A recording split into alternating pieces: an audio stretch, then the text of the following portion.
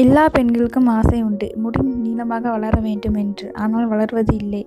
இப்பொழுது வாருங்கள் அனைவரும் பார்க்கலாம் முடி எப்படி நீளமாக வளர்வது என்று. முடி வளர்வதற்கு தேவையான பொருட்கள் என்னவென்று பார்க்கலாம். முதலில் கற்றாழை ஒன்றை எடுத்து அதன் பிறகு கற்றாழை நன்றாக செதுக்கி அதன் பிறகு அதில் உள்ள வெந்தயத்தை வைத்து அதன் பிறகு 2 நாட்களுக்கு அப்புறம் பார்த்தால் முளை வரும். அதை எடுத்து நன்றாக தேங்காய் எண்ணெயில் அதை போடவும். அதன் பிறகு கருவேப்பிலையும் அதில் சேர்க்கவும். அதன் பிறகு மருதாணியவும் அதில் சேர்க்கவும்.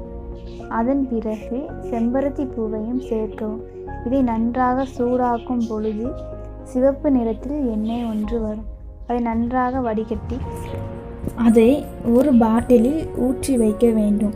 அதன் பிறகு அதை 1 மாதம் தேய்த்து வந்தால் முடி கொட்டுவது நிற்கும். அதன் பிறகு முடி நன்றாக வளரும்.